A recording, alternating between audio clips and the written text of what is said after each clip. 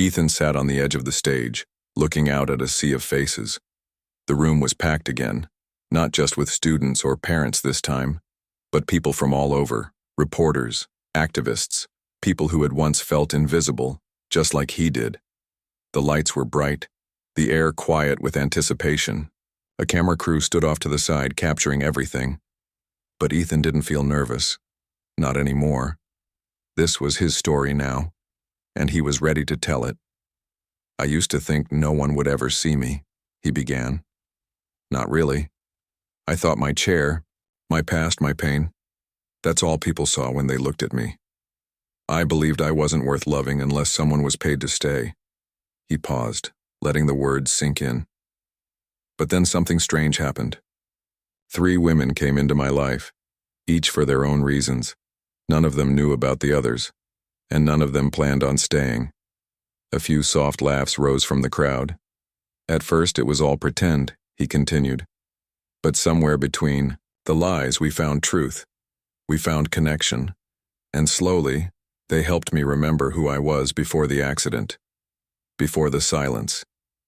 He looked toward the back of the room where Claire, Leah, and Mia stood together, watching him. He smiled. "They didn't fix me," he said. "No one can do that. But they reminded me that I could still fight, that I could still dream, and most importantly, that I could still love." There was a pause, not awkward but full, like the whole room was holding its breath. Then he added, "And maybe I reminded them of something too." Back home, life had changed. Claire finished her nursing degree and got a job at a local hospital. She loved helping people, especially those who felt forgotten. Sometimes she brought patients to meet Ethan, just to talk, just to listen. She said it always made them feel a little lighter. Leah kept painting. Her work was shown in galleries now, and people traveled from other cities just to see it. She started teaching free art classes for kids who couldn't afford lessons. One day she painted a mural in the town square. A man in a wheelchair surrounded by color, eyes full of strength. Everyone said it looked like Ethan. Mia stayed at the legal aid center. She fought for people who had been hurt, ignored, or pushed aside. She became known for standing up to big companies and unfair laws. People trusted her, respected her. And sometimes late at night she'd read Ethan's old essays and smile, knowing she was part of something bigger than herself. As for Ethan, he kept speaking, he kept writing, he kept living, not because of money, not because of pity, but because he finally believed he mattered. And that belief changed everything. One evening, Margaret knocked softly on his door. He opened it without surprise. "Can I come in?" she asked. He nodded. She stepped inside and looked around. His room wasn't empty anymore. It had books, sketches, photos, life. "I heard your interview," she said quietly. He smiled. "Yeah?" "It was beautiful," she said. "You were honest." "So were you," he replied. Finally, she looked down. "I know I messed up." "You did," he agreed. "But you tried, even if it was the wrong way." She met his eyes. "I just wanted you to be happy." "I know," he said. "And I am. Just not the way you thought I'd get there." She gave a small, sad smile. "I'm learning that now." They sat in silence for a while. Then she whispered, "Thank you." "For what?" "For not giving up on me." He looked at her, long and steady. "I didn't give up on myself," he said. "That's what matters." She nodded, tears in her eyes, and for the first time in years they just sat there, mother and son, not fixing anything, not pretending. Just being together. Time passed. Ethan's talks grew bigger. His words reached more people. He wrote a book, not about disability or pain, but about healing, about how even the worst things can lead to something good if you let them. The book became a bestseller. People wrote letters, emails, messages online. Some said he gave them hope. Others said he helped them find their voice. And some just said, "Thank you." Ethan read every message. He didn't reply to all of them, but he read them, because he remembered what it felt like to be alone, to feel broken, to believe no one would ever understand. Now he knew better, and so did they. One sunny afternoon, Claire, Leah, and Mia sat with Ethan on the beach. The waves rolled in slow and steady. The sky was wide and blue. The air smelled like salt and peace. Claire leaned back on her elbows.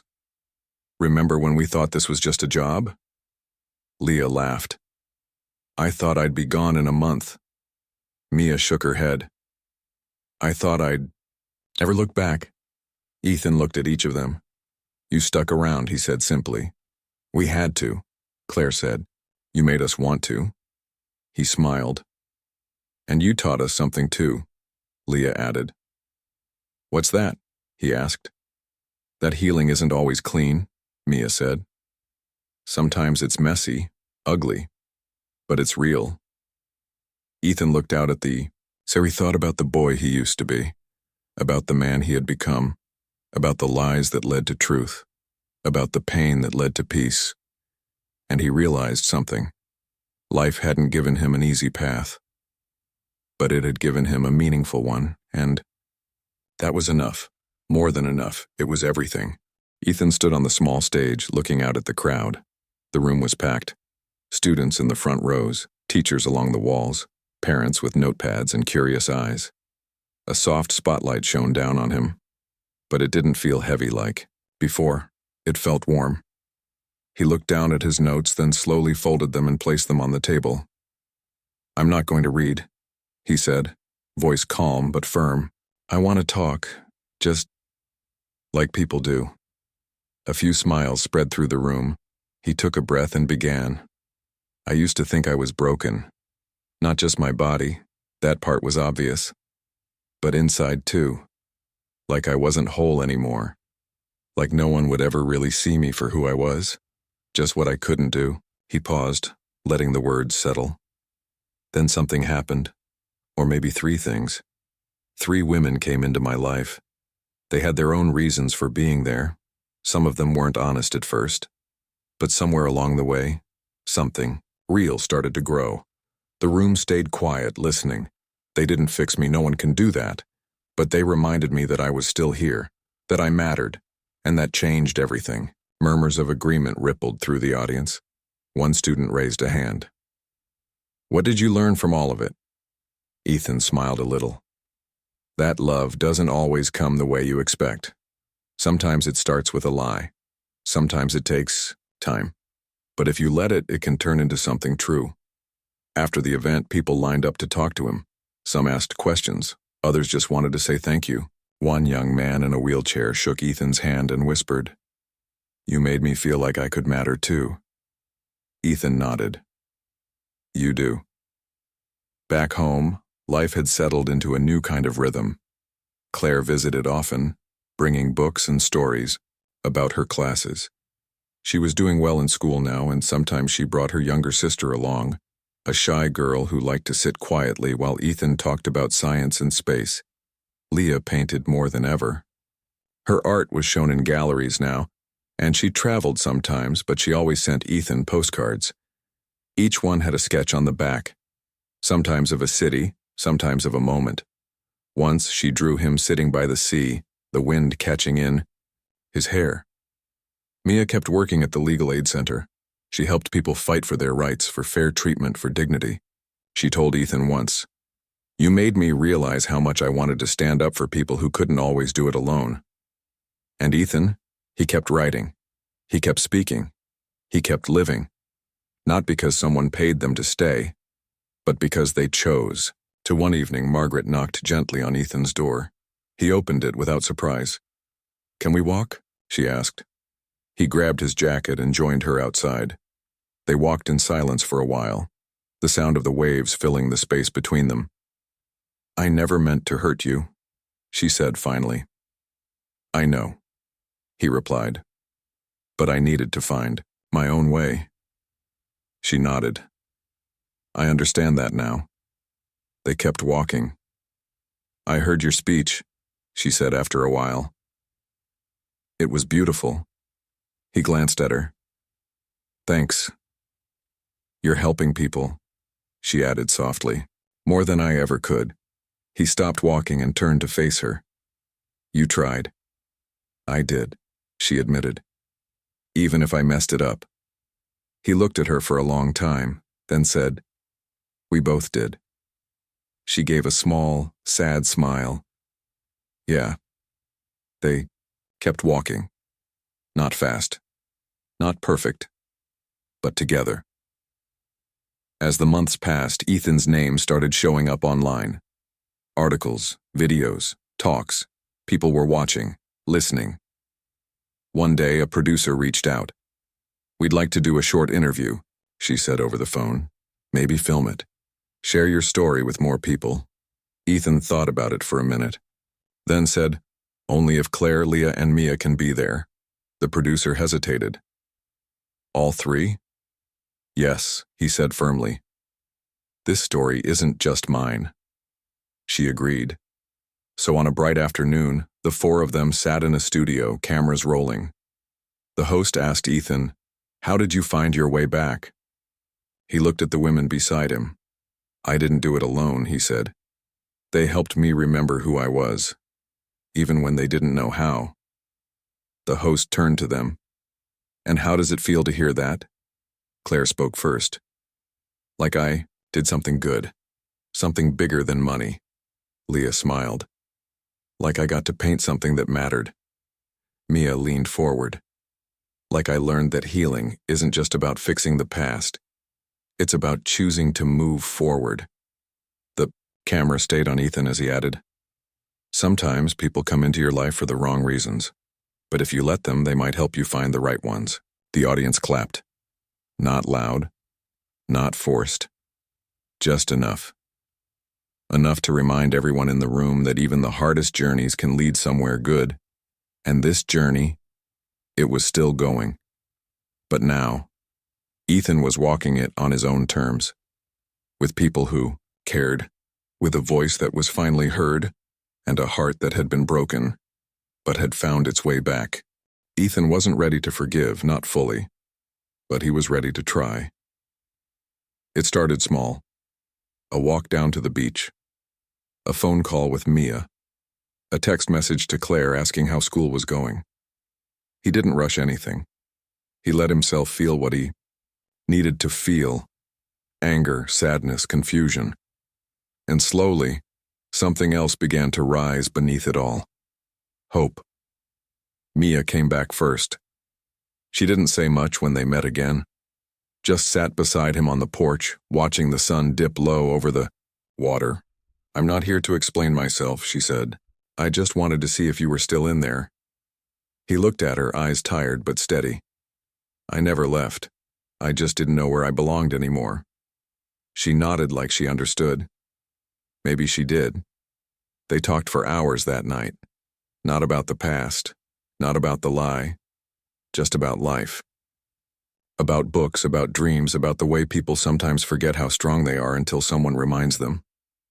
Claire came next. She showed up with a notebook and a bag of his favorite snacks. You stopped answering my messages, she said, with a soft smile. I was thinking, he replied. About what? Everything. You, Leah, my mom, me. He paused. About how I let other people decide who I was supposed to be. Claire sat beside him, not touching him, just being there. You don't have to let anyone do that again.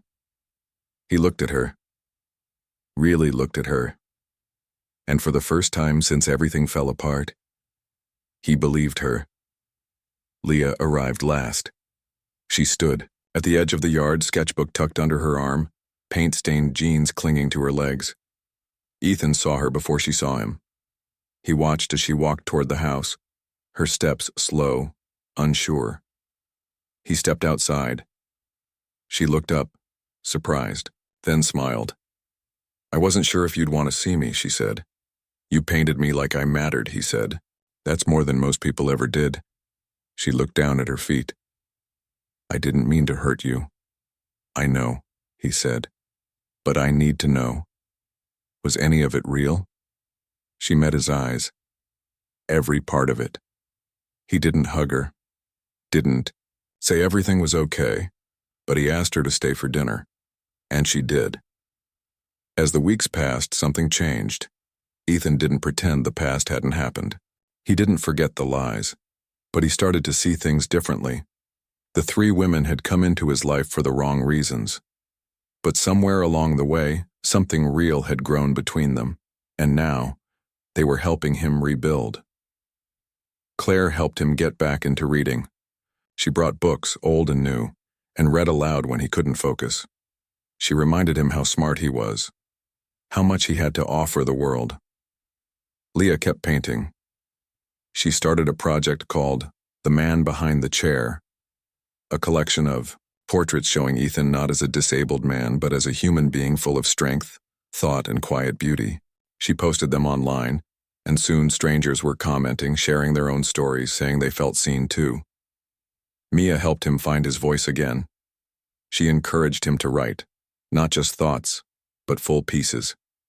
Essays about life after loss, about disability, about the way people treat others without knowing their story. She sent one to a local magazine. It got published. Then another. Then offers started coming in. Soon, Ethan found himself speaking at schools, at hospitals, at community centers. He told his story, not the fake one, but the real one. The one about betrayal, healing, and finding love in unexpected places. His words reached people who felt broken, people who felt invisible, people who thought no one would ever understand them. And Ethan did, because he had been there too. Margaret watched from a distance. She didn't push herself into his life the way she used to. She knew she had to earn back his trust. Slowly, quietly. One day, Ethan knocked on her door. She opened it, surprised. He didn't say much, just handed her a copy of his latest essay. She read it late that night. In it, he wrote, "My mother made a mistake, a big one. She tried to fix me the only way she knew. How? By giving me something she thought I needed. Love. Even if it was fake at first. But in the end, what hurt the most wasn't the lie. It was realizing that I believed I wasn't worth loving unless someone was paid to stay. Now I know better. I know I matter. Not because of money, not because of pity, but because I fought my way back to life. And maybe, just maybe, so can she." Margaret closed the paper and cried, not out of guilt, out of hope. Life wasn't perfect. Ethan still had hard days, moments where the weight of everything felt heavy again. But now he had tools, he had people, he had a voice. And for the first time in years, he didn't feel alone. Claire went back to school, but she visited often. Leah kept painting, her work gaining attention across the country. Mia stayed nearby, working at the legal aid center, fighting for people who had been hurt the way Ethan once was. And Ethan? He kept writing. He kept speaking. He kept living. Not because someone was paid to make him happy, but because he finally believed he deserved to be. And that belief, that quiet, powerful thing, changed everything. The house was quiet, the way it used to be before Claire, Leah, and Mia arrived. Margaret sat in the living room, staring at the fireplace even though it was cold and unused. She had known this might happen, but not like this. Not all at once. Not with such a heavy silence pressing down on her chest. She kept replaying the look on his face when he found out the truth. Not anger, not yelling, just hurt. Deep, quiet hurt. The kind that doesn't scream. It just breaks things slowly, from the inside. In the days that followed, Ethan shut everyone out. He stopped answering the door. He turned off his phone. Even Margaret couldn't get him to talk. When she knocked, all she heard was silence. When she left food outside his door, it stayed untouched. Claire tried to reach him first. She stood outside his room for nearly an hour one morning, talking softly through the door. "I know you're angry," she said. "I would be too. But I want you to know something. Even if I came here for the wrong reasons, The way I felt about you? That was real. There was no answer. Leah went next. She brought a sketch pad and left it by his door with a drawing of him. Not the man who hid in his room, but the one who laughed at her jokes, who drew with her, who looked at the world like he still had hope. She wrote one line on the bottom corner. "You're still in there. I saw you. Still nothing." Mia didn't try right away. She watched from a distance, arms crossed, eyes tired. She wasn't the softest of them. She knew that. She hadn't come here to fall in love. She had come to survive. But now, standing in the hallway where Ethan used to greet them with small smiles and quiet greetings, she felt like she'd lost something she never meant to find. It was Margaret who finally broke the silence. One evening, she knocked on his door again. Not with words, not with food, just with a letter. She slid it under the door and waited. Inside, Ethan stared at it for a long time before picking it up. "Dear Ethan, I don't expect you to forgive me. Not yet. Maybe not ever. But I want you to know why I did what I did. You were slipping away. Every day you became quieter. You stopped caring. I watched you disappear piece by piece, and I couldn't do anything to stop it. So I did the only thing I could think of. I tried to give you a reason to stay. I was wrong. I see that now. Love can't be bought. It can't be forced. It has to grow on its own. Messy and unpredictable. And I took that chance away from you. I'm sorry, Ethan. Truly sorry. If you never speak to me again, I'll understand. But please, don't go back to being the person you were before they came into your life. You deserve to be seen, to be loved. Not because someone was paid to pretend, but because you are worth it." Ethan read the letter twice, then a third time. He didn't cry. He didn't yell. He just sat there, holding the paper like it was something fragile. That night, he opened his window and looked out at the sea. The air was cool. The stars were bright. He remembered how Claire used to sit beside him and talk about the future, how Leah painted him like he mattered, how Mia made him feel like he still had a place in the world. They had lied. All of them. But somewhere in those lies, something real had started to grow. And now, it was broken. Weeks passed. Life moved on, even if Ethan didn't. Claire went back to school. But she kept thinking about him, about the way he looked when he laughed, about the way he listened. She missed the sound of his voice. Leah packed up her paintings and moved to another city, chasing new colors and new faces. But every mural she painted after that had a hint of him in it, a shadow in the background, a pair of eyes watching from the corner. Mia stayed in town for a while longer than expected. She applied for a job at a local legal aid center, helping people who had been hurt, physically, emotionally, financially.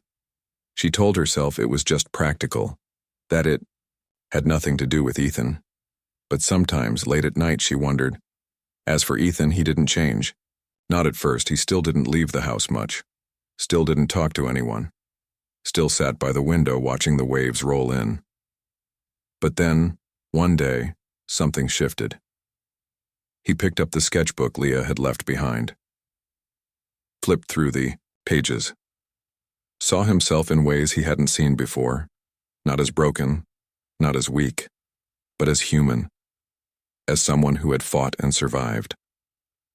He pulled out his own pencil and started drawing again. Later that week, he walked outside, just to the porch, but it was a start. Then one morning he called Mia. She answered on the second ring. "Hey," she said cautiously. "Hey," he replied.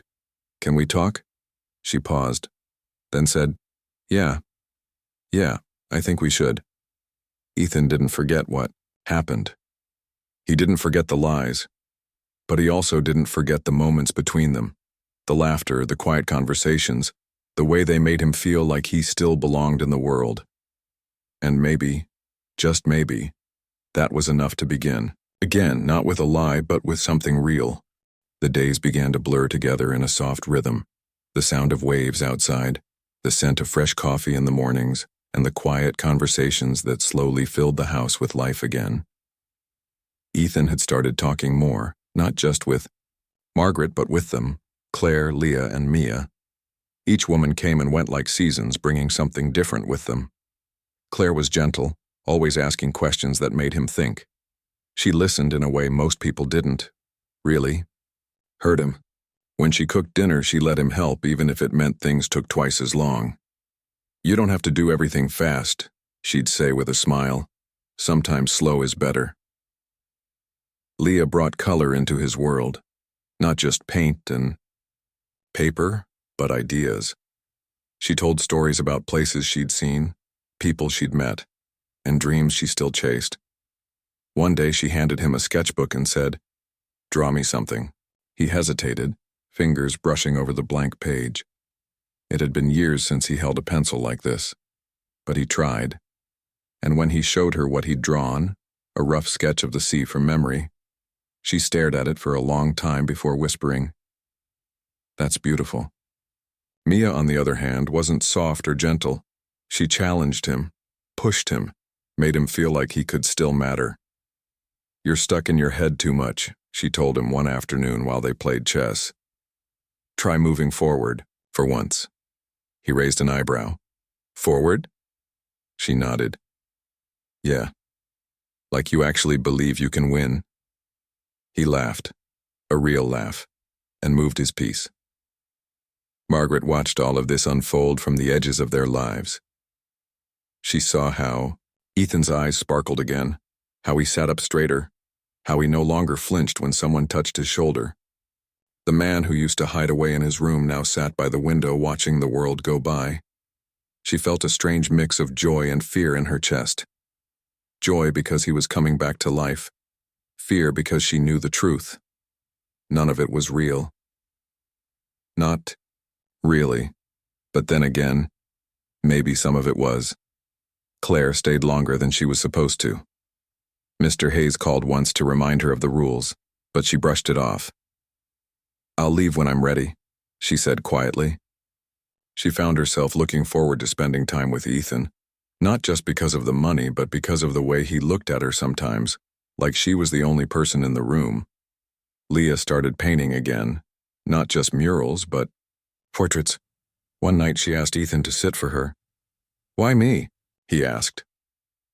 "Because you've got a story written all over your face," she replied. She painted him not as a broken man, but as someone strong, someone who had survived something terrible and was still standing. And Mia? She surprised herself, the most. She thought she'd be able to walk away easily, treat this like any other job. But there were moments, small ones, where she forgot she was pretending. Like when Ethan reached out to steady her after she tripped, or when he remembered she liked her tea with 2 sugars, no matter who else was around. It wasn't love, not yet, but it was something close. Then came the first crack. Ethan noticed something odd. A phrase Claire had used during dinner matched something Leah had said weeks earlier. He brushed it off at first. People probably said similar things without realizing it. But then, another thing. A song Mia loved. Claire had mentioned it too. A book Leah read, Mia had borrowed from the same shelf. The overlaps were small, easy, to ignore. But they kept happening. He started paying attention. One evening, after Claire dropped off a plate of leftovers and left, Ethan wandered into the kitchen to find a folded note tucked under the dish. It wasn't hers. She hadn't written it. The handwriting was unfamiliar. "Remember, keep it light, don't get too close." His stomach twisted. He turned the note over and read the name printed at the bottom. Mr. Hayes. Something cold settled in his chest. That night, he couldn't sleep. He sat by the window, staring out at the moonlit sea, trying to make sense of what he'd found. Who was Mr. Hayes? Why did he send this? And why did it feel like everyone around him was keeping a secret? By morning, he had a plan. He started digging, quietly, carefully. He searched through old messages, checked call logs, followed clues others might have missed. What he found chilled him. 3 names, 3 women, all linked to the same man, all paid regularly, all given instructions, a lie built on lies. When he finally confronted Claire, it wasn't with anger.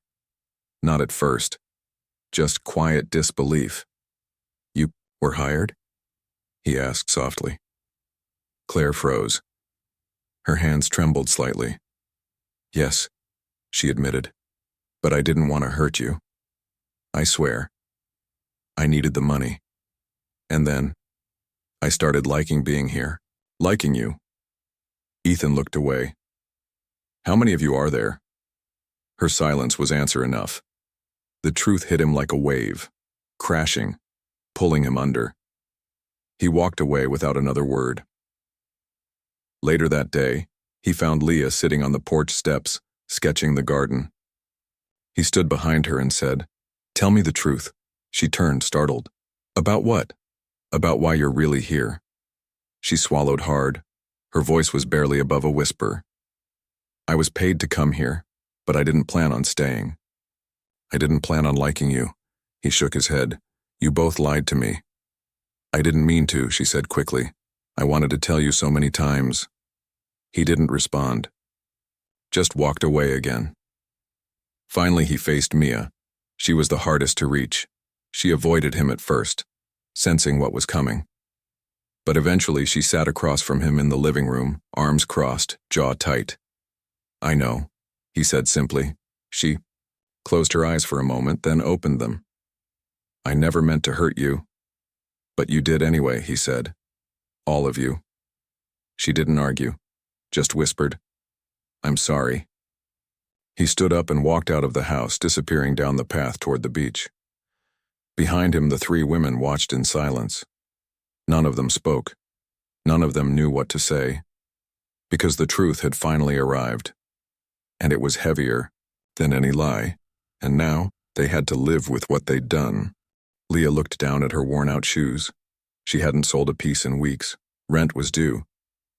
"Fine, but only because I'm broke, not because I believe in this weird setup." Last was Mia. She was interning at a law firm but barely scraping by. She worked late hours, lived in a tiny studio apartment, and spent her free time applying for scholarships. Mr. Hayes met her outside the courthouse. "I have a job for you," he said. She crossed her arms. "What kind of job?" "A fake relationship. You'll be paid to spend time with a man. Nothing physical, just conversation, dates, that kind of thing." Mia narrowed her eyes. "Why would I do that?" "Because I'm offering you $10,000 up front, plus housing and food for 6 months. Her mouth dropped open slightly. "That's a lot." "It's not a scam," he promised. "Just pretend to like him, that's all." She hesitated. She wasn't the type to lie, but then she thought about her little brother, still in foster care. How she hadn't been able to visit him in months. How she couldn't afford plane tickets. "I'll do it," she said quietly. Now, all three women were set to meet Ethan. Separately. Secretly. None of them knew about the others. None of them knew the truth. The plan was simple. Each woman would rotate in and out, spending a few weeks with Ethan, building a connection. Margaret would guide them from behind the scenes, coaching them on what to say, how to act, but even Margaret couldn't predict what would happen next. When Ethan met Claire, he noticed how kind she was. She asked him questions he wasn't used to hearing: what he liked to eat, what music he listened to, what he dreamed about. She never treated him like a project, just like a person. With Leah, he laughed for the first time in months. She brought him sketch pads and colored pencils, encouraging him to draw again. They talked about art, about life, about the way the world sometimes felt too loud. And Mia, she challenged him. She didn't let him hide behind silence. She argued with him playfully, pushed him to try new things. She made him feel like he still mattered. Each woman saw a different side of him, and slowly, Ethan started to change. Smiled more. He dressed better. He even agreed to go outside one afternoon just to sit by the water. But none of them knew the full truth, and Margaret watched it all unfold, heart pounding. Was this really working? Could a lie lead to something real? Or was she setting everyone up for a fall? Only time would tell. Okay, so the user wants me to expand part 1 into 1,200 words with simple English.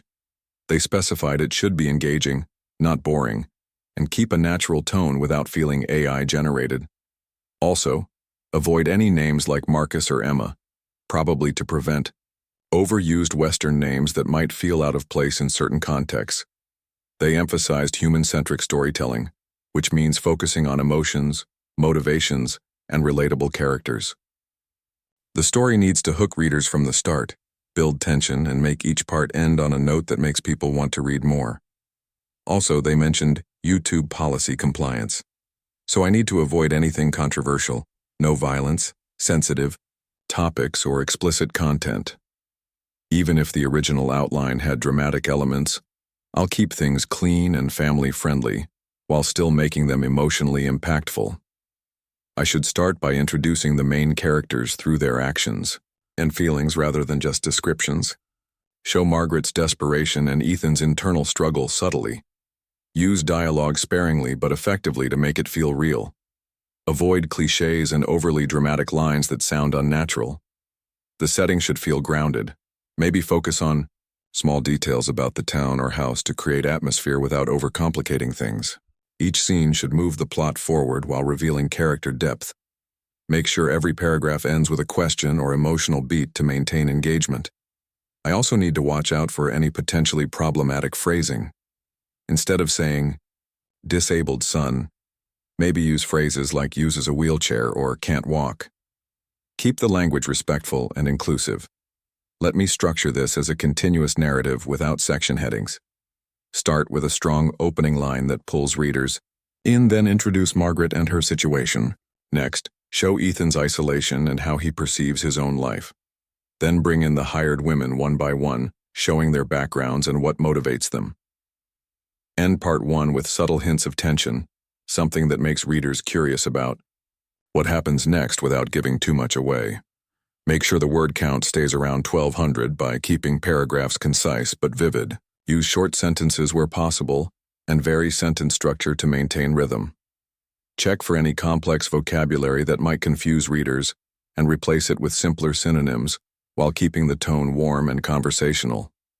Finally, read through the whole thing to ensure it flows naturally and feels like a cohesive, engaging story that humans would connect with.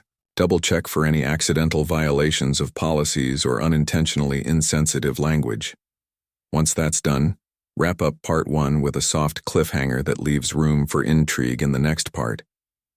The sun was just beginning to rise over the sleepy coastal town when Margaret Langston pulled back the heavy curtains in her living room.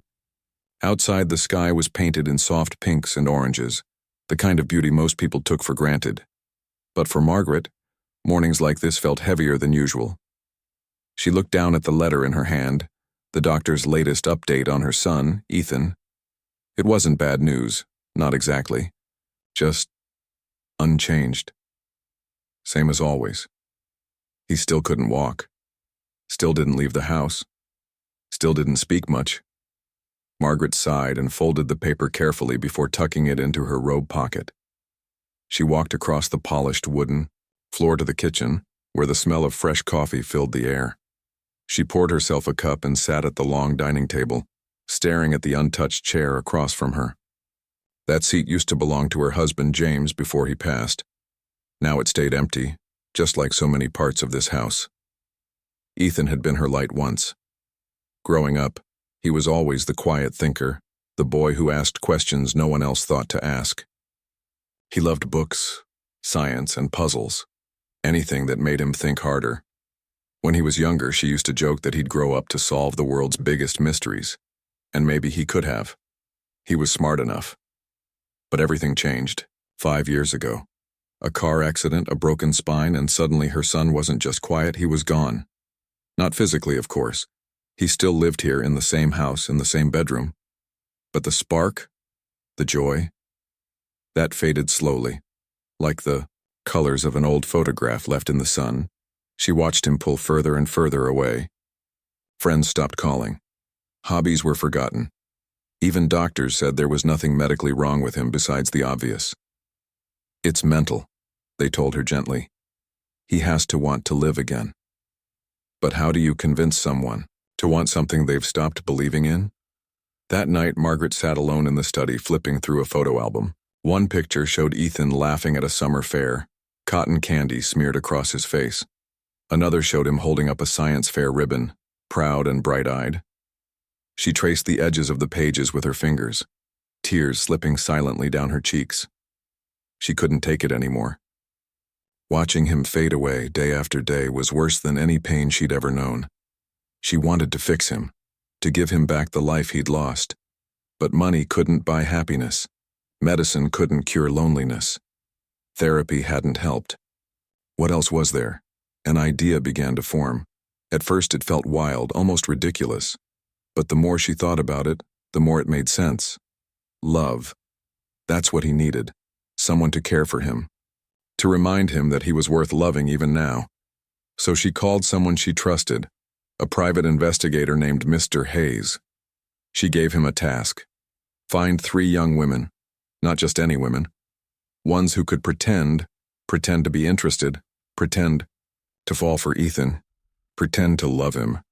Of course, they wouldn't know about each other, that was part of the deal. Each woman would get a generous payment, enough to cover school loans, rent, whatever they needed. In return, they'd spend time with Ethan. Go on dates. Build a connection. Maybe, just maybe, one of them would turn into something real. Mr. Hayes hesitated. You realize this is risky, right? Margaret nodded. I know. But I don't care. If this gives him even a chance at happiness, it's worth it. And so it began. The first woman was Claire. She was studying nursing. Working. 2 jobs just to afford textbooks. Her apartment leaked when it rained, and she often skipped meals to save money. When Mr. Hayes approached her with the offer, she almost laughed. You want me to marry someone for money? He shook his head. Not marry, just date. Spend time with him. Be nice. You're not actually getting married. You're helping someone. Claire frowned. This sounds illegal. It's not, he assured her. No papers, no rings, just companionship. And you get paid well for your time. She thought about her mother, stuck in a hospital bed miles away, about the mountain of student debt waiting for her, about how tired she was of scraping by. Finally, she whispered, How long? 6 months, he said. Maybe less if it works. She agreed. Next came Leah. She was an artist, painting murals on abandoned buildings and selling her work at local markets. Life had thrown her some rough punches. Her parents kicked her out when she came out as queer, and she'd been bouncing between couches ever since. When Mr. Hayes found her, she was painting on the side of a closed-down diner. You want me to date a guy for cash? She asked, wiping paint off her hands. I want you to make someone feel seen, he replied. She raised an eyebrow. Is he dangerous?